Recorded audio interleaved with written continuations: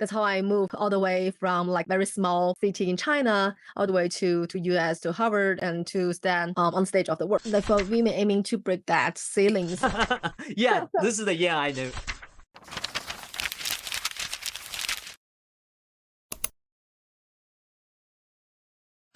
So let's get started. Hi, Yan. Definitely great to see you here. So welcome to the show. We are going to open a new podcast show. As you have known that we have started a new project to help more people get familiar with reading and personal growth. The goal of starting this podcast is really to talk to people from different backgrounds, Mhm. how people learn, especially lifelong learning in the age of AI and how people read books, how people from different backgrounds can benefit from different kinds of books. And the person I thought of is you. So I have known Yan for a long time. So we have been very good friends back in Harvard. I know you have been in different career paths from Harvard to Spotify, all the big companies, all the way to Microsoft. You also have involved in some startups actives. So today I do hope to learn from the career paths of you. At the same time, how lifelong learning played in your life. So this is a overall goal of this podcast. So yeah, do you want to have a very brief self introduction? Cool. Thank you. Thank you, Frank. I'm very glad to be here. Yeah, some brief introduction of myself. Like I'm Yan, as you mentioned, currently working at Microsoft as a principal product designer in Silicon Valley.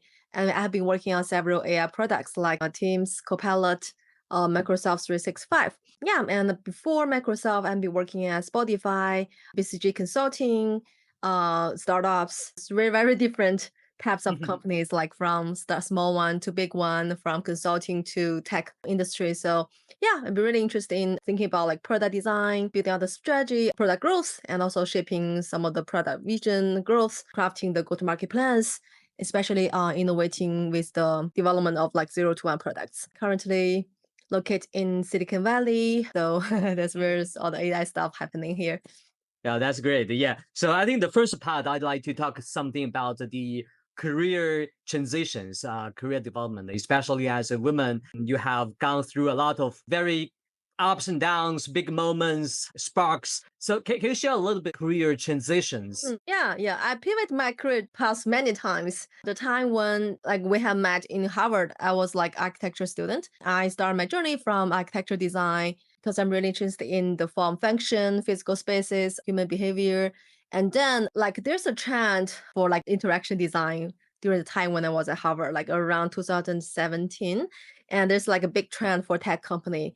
And then I realized probably that's the like opportunity for me that I want to explore. So I start to just like self-learning some of like design methodologies there, a little bit coding, and then I got an internship experience in Silicon Valley. So that's the start of my career journey path. So after that internship, I just like made up my decision that I want to turn into tech industry, and I took a lot of class at MIT Media Lab, even more than the classes at Harvard. So I spent a lot of time in MIT to learn some of the required skills and experience, and then land on a job in Silicon Valley after that.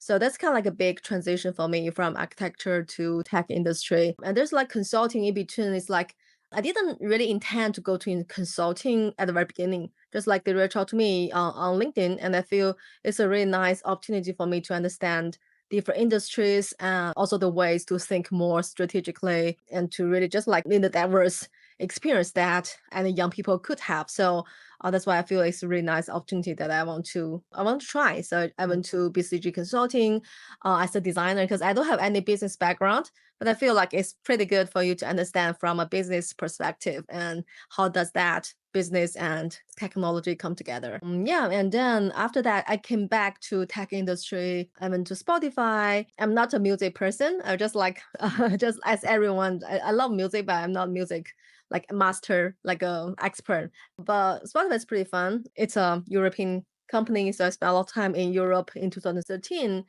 And then there's layoff coming at the end of 2013, so I have to go. So that's how I land on Microsoft. So it's a lot of like pivot and changes, but I feel it's pretty good that you experience different types of companies, products, and just like build up your skills. So that's kind of like how my career journey has been shaping until now. Yeah, that's definitely wonderful journeys. A lot of different stories in different places. So hearing your story really helped Mhm. me thought of the famous book Lean In. You must have read it. The book really echoed a lot, Yeah, yeah. uh, especially when I relate to your journey. The first thing is ambition gap. In the book, especially the first chapter, they had a lot of sayings about women had the ambition of going forward and taking leadership roles or exploring some different possibilities. So I would like to step a little bit back to where you get started. I remember you were not a designer in the first place. At that time, you studied in China in college, and then you thought you might have some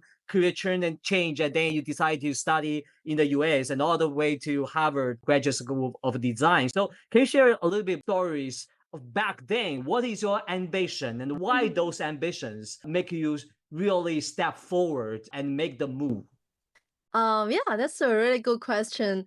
I will say, like, for me, a person, I'm a very, ambitious and energetic person. I cannot stop. I just like, I have to do something. I always want to do more. So that's by nature. I'm that kind of person. And I never feel like inferior to men, even when I was a kid. And I used to also like just compete with them academically and even physically. So so yeah, that's how I grew up, which I think is very nice. I think that probably like thanks for my parents and also the environment where I grew up. So I really feel that equal position for man and female, even when I was very young. So that's kind of like the beginning background. And then, like I failed in the Chinese entrance examination and I didn't learn design when I was in my undergrad school. So that's the thing that I really need to overcome when I was at my very early. Actually, it's like 18, 17, 18 years old. So I need to really make that change that I know I want to learn design. I know I want to experience the bigger world. So at that time, like studying abroad become one of my best option. But there's like a lot of obstacles. Like for example, I didn't born from a very rich family. Like parents, they're just like very kind of like middle class Mhm. Chinese family, but we don't have that money to really support me to study abroad at time. So I talked with Frank. We have a very similar background that we do earn money to support ourselves. So I spent several years working in Singapore and Paris as an architect. So that was actually one of my best memories when I was in my young 20 years old. Mm. Yeah, like you spend a lot of time abroad and you just like you know how to support yourself and you know what do you really want to achieve and you have that clear goal that you want to do. So that's the best time I can ever imagine. And then after 3 years, I earned some money and I got some scholarship from Harvard. And then yeah, finally I got into the grad school of design. That's how I moved all the way from like a very small city in China all the way to US to Harvard and to stand on stage of the world. So yeah, similar with what I have read in LinkedIn, I think it really resonates with me. It's like being proactive, especially like the time, like there's no opportunity will give you. Like you have to seek them to really understand where are the opportunities and also sometimes create opportunities for yourself. Also, like when you identify there's a gap you need to overcome and you have to take the lead to close it. So that mindset really helped me to not only just grow faster, but also learn trust and learn like confidence in yourself. And another thing is like across like all my experiences in different companies, I feel like speaking up is so important. So that's Mm. also what Sandberg has been written in the book. So like especially in large organizations like Microsoft, like Google, your ideas can very easily get lost because there's so many people and so many ideas around and people are so excellent. So unless you really advocate for them, you speak up for yourself. So I feel like especially Asian women, Asian female, we cannot even do more. Like we have to do a lot. You have to really communicate your thinking clearly. So we used to give people the image that we are very modest, we are very gentle, but that's not the truth. Like we have to really be confident and influence the partners. I think that's where growth has happening for me across the years. Definitely, especially the last part, the Mhm. speaking up part is really echoes a lot. So at first you build your ambition, not that ambitious, but you have a goal that you want to explore different career paths. And most important is that not only you had the goal, but also you really, it's called like a seat at the table. You Right. you have the degree and then you You really begin the journey gradually. But at the same time, I just feel really inspired by the last story you have shared in Microsoft, those big companies, you have to speak up because I also have many friends when I lived in Silicon Valley, many friends, especially Asian, they spend a lot of efforts to get a position in large tech companies. So whenever they feel some unjust things or feel not speak up, how do you see that? I actually think the opposite way. Oh, I right. feel like the time when you speak up and the time when you raise a different opinion, people will respect you more. Like if you always just nod and say yes, no one will take you for serious. But if you really think deep and you voice something different, people will start to notice you and know you have some ideas and they want to listen to you. I think that's exactly the opposite opinion from you to mention for your friends. Because I feel like in US culture, and I cannot say for other cultures, but especially in US, people are very open to different opinions and they love to hear different opinions from different perspectives and it can help people to think more, think deep, think more holistically. So I feel like that's where the respect coming from. Oh, that's really inspiring. So can you give me an example or any story you have encountered, like when you speak up? I remember you have some stories back in Spotify, when you did some great things, or back in Microsoft. Yeah, I mean, every company. Yeah, this is the year I knew. Yes. I'm like that because feel like I'm part of me, kind of like a very US culture based. I'm very straightforward and very bold to see my opinions. Like, especially like there's no right and wrong answers. Like in big companies, it's very hard to tell which, for example, which solution is better than the other. It's hard.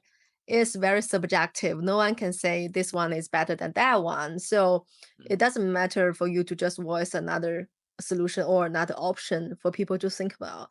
So that's how my mindset has been working for many years. Like when people say something A, I always feel I want to see from the other perspective. Maybe I want to say something B or even C, and I will like voice up some other opinions or options. And it doesn't matter whether they adopt it or not. It doesn't matter, right? But I need to say. So we call it like a strong internal core. So you have Yeah, a I have very, to very say. strong internal core. It doesn't matter if it's a different opinion, and it that also doesn't matter whether people like it or not, or they use it or not. But you just have to say, you have to have your voice there. Fully agree. I remember Sandberg said he's like both competent and warm at the same time. Right. Yeah, You have yeah. the competence to show your abilities, but same time you have to respect others. But not in a apologetic way, but in a way that really be proactive, be positive to the work to be done. Yeah. So just the same thing. For example, you have your startup, and there's like 10 people in your group, and there's someone always give you good opinions or good ideas, right? That you definitely want to promote him or her, right? Because in that way, he or she can show more like leadership, right? Others like do the task that you ask them to do. So it's very different mindset. That also explained why you got so many opportunities. You know, whenever I saw your like travel journeys, I always saw you like everywhere in the world. I like to travel, so people is the same way. A lot of people look at me like I was in different countries now and then, and you are the same. So how did you Right. go those opportunities? I know you just came back from Germany. Okay, some of them are just like a conference. I kind of like start speaking at conference starting from last year. That part of them starting from my layoff stories from Spotify. So yeah, I really love Spotify, but and the time is very short. It's just like 1 year. So I feel very pity to leave that company. And then I read some articles online on Chinese social media and also on LinkedIn. And there are a lot of people reach out to me mentioning because there's so many layoffs at the Mhm. moment and I just mentioned a lot of things like what I learned from Spotify and how I land on Microsoft and what's the journey in between. So that's where I start to understand like, oh, okay, I can make influence on more people and help them to overcome the difficulties because there's so many layoffs so common now. I feel like every friend of me has already experienced at least once like a layoff. So I just feel like people need something to really believe in themselves. So yeah, I start to work as a mentor starting from last year and also got some opportunities to speak at conference So yeah, the Munich one I just came back is also a conference, and yeah, just like after conference, I got some time to travel around Europe, which was pretty fun. Yeah, Mm, indeed. mm. It's really inspiring, especially the layoff story. When I last time we talked about that, it's pretty ubiquitous among different people currently, especially in Silicon Valley when the AI is coming, people have Right. ups and downs. But at the same time, this story also echoed some of the stories from Sandberg's Lin Ying, is especially she mentioned life is jungle gym. It's not a ladder. It's not like It's not linear lighter. development. The career path is all not linear. So that's why Yeah. she encourages us to think creatively about growth, take detours, sometimes even layoffs, but open to unexpected opportunities. I think from your experiences, those so-called detours, and by the end of the day, leads to even better career paths. Right. Yeah, yeah, yeah. I remember she mentioned like, yeah, career path is not a ladder, it's a web. Yeah, So it's a big web. You yeah. don't have to just go up, you can go left and right and then turn. So probably it looks like you are taking more distance, taking more route, but you experience more along the journey, and that can help you to even move faster. So yeah, that's the part I feel like just stay relaxed, stay flexible. Don't be really worried about what happening. Yeah, yeah, yeah, definitely. I think Mhm. you took a very good advantage of those so-called detours and also build up all the trajectories. And what was more interesting that I just feel like your life exactly what Sandberg has said. After those detours, you build a mentorship because of those layoff stories. You were Right. celebrities Yeah. currently in some social media. So the mentorship is not like you ask them to teach them. It's required. I read some posts from your followers, they were very inspired by Oh, your really? stories. Oh, Yeah. really? Really? Yeah, Yeah, yeah. you're a very good mentor. Yeah, thank you. Yeah, it's like they reach out to me, because there's so many people in the market that cannot find a job. So I just feel like it's something that I can definitely help because I have interviewed so many companies during that journey and just experienced the crazy market. So I feel like one thing from there is like you have to really embrace the failure or difficulties.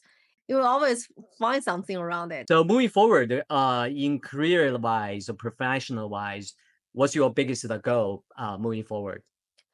Yeah, that's a good question. I don't know. Probably, I think for me, at the moment, it's more like learning mode. In my like earlier years, it's more like I want to climb that ladder quicker, or I want to get a better position. But for now, I feel like it's more like I want to learn more, especially like with this AI and new technology, with like what I learned in big companies. And there are a lot of great resources for me to learn. So I haven't really think that far away, like what's the next step for me in career. Probably maybe later I will have a better answer. Yeah, I ask myself this question as well, but I feel like, yeah, I still feel like I need some time for explore as well. You had a very good answer, which is to continue learning. Yeah, Continue learning and define. Still also for me, when I had a very strong feeling when I got this new journey of building a startup. Every day is a new journey. You have to learn different right. things every day. So I assume this is also exactly the same when you work in Microsoft, those big giant companies, especially in the core area, which is the AI department. So can you share a little bit how you learn in your daily life, how you keep competitive in a dynamic changing Forward. world moving forward? Yeah, that's a good question. Like we mentioned something, be proactive, speak up. That's definitely the two part of it. And another part I feel is like is the collaboration relationship part. Mm, That's like everywhere there's a people there you have to deal with this the relationship thing. So like mm, if you want to do something, still like the people matters, like how does that collaboration and relationship works. And it really depends on different types of person. That part I'm still trying to learn, especially if I want to move into like management role in the yeah. future. You have to really understand how to manage people. It's complicated in nature. So that's the part that I feel like I'm still learning how to collaborate, especially cross-functional. Also, like how to show more leadership. I think that's the part I'm learning as well.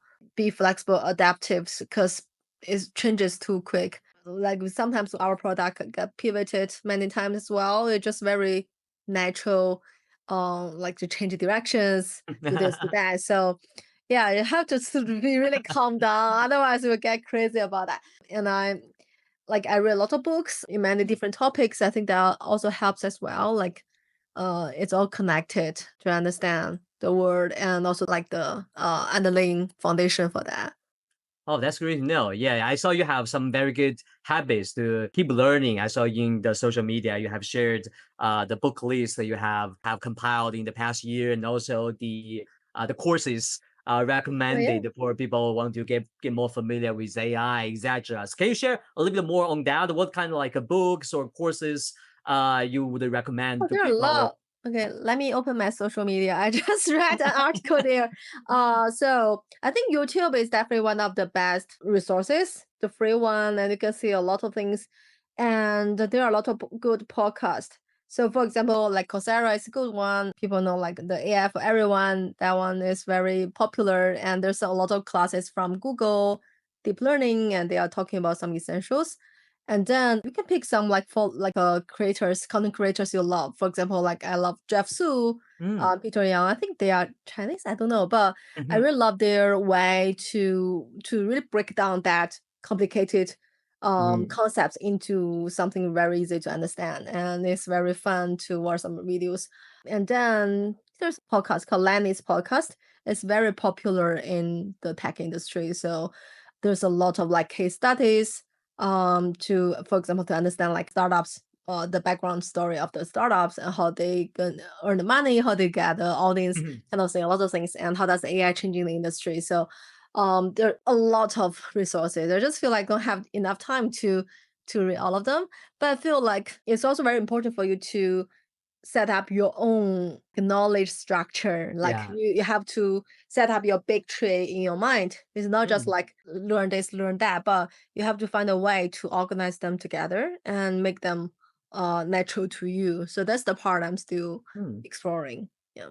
So do you have your own knowledge map, or what kind of skills or Kind of. areas you want to explore more? Yeah, kind of. I used to share on social media like how I make notes. That's the part. Like last time you mentioned, you asked me like what are the AI tools I'm using. I just actually feel like besides ChatGPT, Mm. I actually don't use a lot AI tools. I'm still very old school in many ways. For example, I have a lot of notebooks around me, a lot of notebooks, and I still love to Yeah. write and read. So I just feel like it doesn't matter like what tools are you are using, but it still like really matters like the thinking behind it. Just pick the one that really resonates with you. I also use, for example, like Notion, like digital one to manage, but I still love to write something. I have a lot of notebooks They're around beautiful. me. Yeah, I have a lot. So yeah, just like find a way that can help you to learn things to memorize and to set up the big tree in yourself. Yeah, no matter what it is, but yeah, just if you have that kind of thing, you will find like learning is very easy because you're just doing building your own tree. It's not just like you take a look at a lot of videos, but you forgot everything. But it's like you build up starting from the beginning. Oh, that's very interesting. Like it's kind Yeah. of shocking to a lot of people. Like the principal product designer of AI team and Microsoft, which people thought would be the center of AI, and let alone a lot of people around me in the AI industry, they try different AI tools every Yeah. day I whenever tried. there's a new one. Yeah, but Yeah. you have a different perspective, a way of learning. Right. That's That's very true. fascinating. I actually tried a lot. I experienced a lot. Probably they need to improve. No one really impressed me for a long time because I just feel like some of them are nice to have, but still I just feel like I'm not really needed every day. So it's not that everyday uses. But I mean, except for ChatGPT, I use ChatGPT a lot for writing. For I think that's good. So Notion is good as well because I use Notion and some of their AI. And I'm a designer. I use Figma, and there's some AI there. But altogether, still, as I mentioned, it's still the thinking behind how you want to use AI. It's not just like there's AI, I need to use it, but it's like there's a reason I want to use it. Definitely, because every day, because of the AI bubble, every day there are a lot of buzzwords in the world. I think there is not lack of content or some information. There might be lacking systematic thinking. Is this also the reason why you you said you mentioned you also enjoying reading books or taking notes, those Mm, more deeper thoughts instead of so-called fast, yes. those sporadic way of learning. Do you think that in the age of AI, the systematical way of thinking Yes. would be even be more important? Yeah, that's a good word, systematically. I'm that kind of person always. I'm looking for something more systematically, starting from the time when I was at Harvard. For example, like I even didn't study the design in my undergrad, like, and then Yeah. I got into the architecture program, and then I got into the interaction design program. They're all new to me. But I feel like the way when you set up that systematic thinking for that new industry, that you will find things very easy. Because a lot of people ask me how you change, how you like move from industry to industry so fast. And it feels like you don't need any time in between. You just boom, ABC and you just jump. Because I Mhm. feel like the internal logic is the same. Because if you have that systematic thinking, you will be good at any industry that you can think about. So I think that's the very important, the key part. The same with AI. If you just look at like thousands of videos, but you didn't remember anything, compared to if you only look at 10 videos, but you turn them into your own language and you start to use the knowledge from that. I think that's more helpful to get that systematic thinking. I think there are also like benefits from the time when I was at a consulting company because consulting has that own way of the structure thinking like that Mhm. that 80/20 or something. And there's a lot of structure. If you can search online, like BCG, McKinsey, they all have their structures. Yeah. So we also train in that way to think about problem in a structured way and then break it down step by step to tackle it. That's fascinating. I think from the entire story of you, it really like we have known each other for I think more than 8 years, but still feel like the first day I knew you. So I remember the days when we Oh yeah. co-created innovative we built startups together back in Harvard, explore things different. So after so many years, a lot of ups and downs, I just feel like you're still the energetic one. What is a core thing that keeps you be so Mhm. energetic all the way to explore different possibilities, no Yeah. matter what are some detours all the time? That's really by nature. I was like that when I was a kid. And I just feel like after all the obstacles and difficulties, things are getting better and better. And this give me even more confidence to do more and to experience more. And I also love not just like working, I have a lot of hobbies. I love traveling, I just love exploring new things. I think that's by nature. And also I think I feel I got a lot of like good feedback from all the journeys and this build up my confidence to do that. And also not just for myself, but also influence people, have impact. So that's something that I really drive me forward.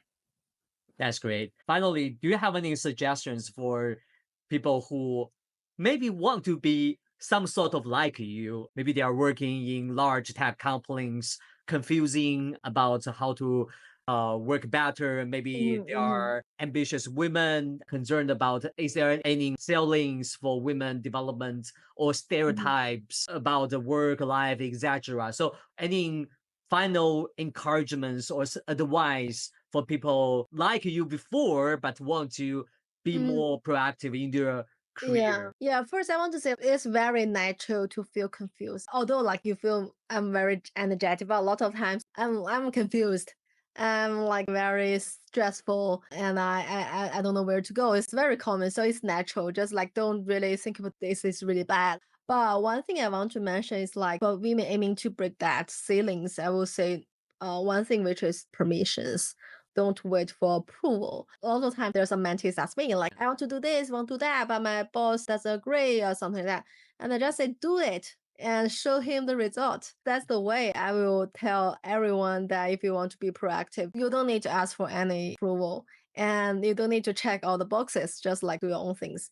And then you can show to the people if they like, that's great. If they don't like, it's still good because they know you did something. And next time, if they want some new ideas, they will think about you and they will reach out to you. So because it happens to me a lot.